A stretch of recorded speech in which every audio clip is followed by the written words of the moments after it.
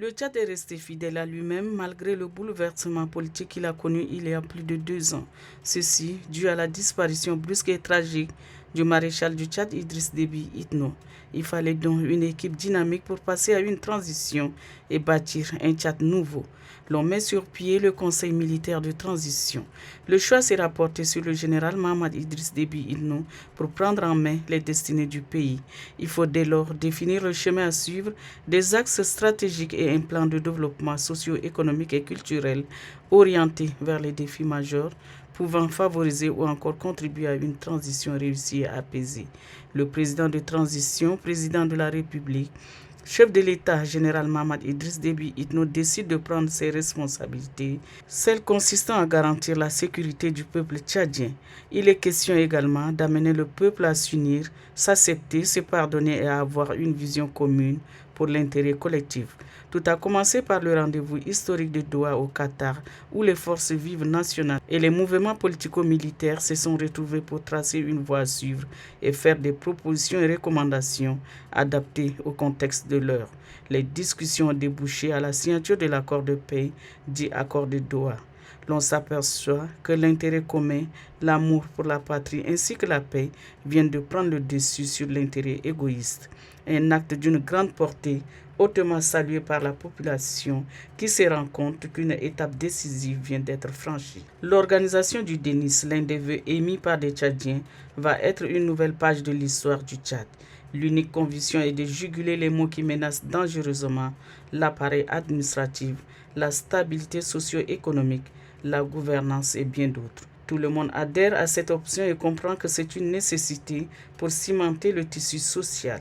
Les représentants des partis politiques, des associations de la société civile, des jeunes, des leaders traditionnels et religieux et bien d'autres composantes ont activement pris part.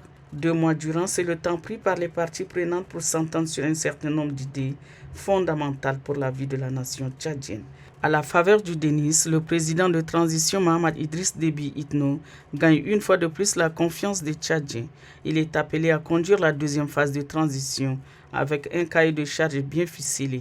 Les décisions du Denis seront réalisées petit à petit, nous dira-t-on, mais sûrement, puisque l'engagement y était.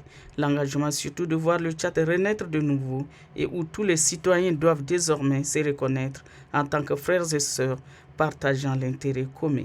L'une des avancées concerne aussi la mise sur pied du Conseil national de transition, un cadre législatif chargé de légiférer les textes de la République, l'adoption de plusieurs projets de loi, notamment celui portant ratification de l'ordonnance numéro 003 du 13 janvier 2023 portant création d'une manufacture d'équipements et de maroquinerie.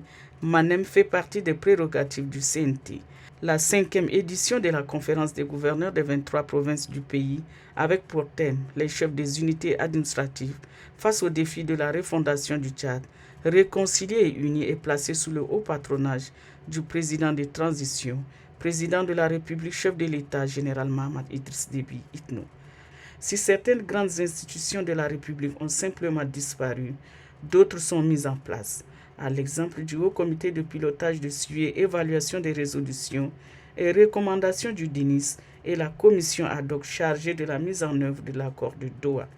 Toutes ces structures pilotées par le Premier ministre de transition, Saleh Kebzabo, ont chacune un rôle à jouer pour la reconstruction d'un Tchad prospère.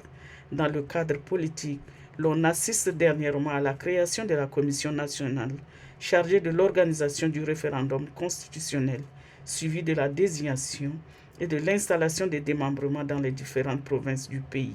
Comme quoi, le Tchad est résolument tourné vers sa refondation.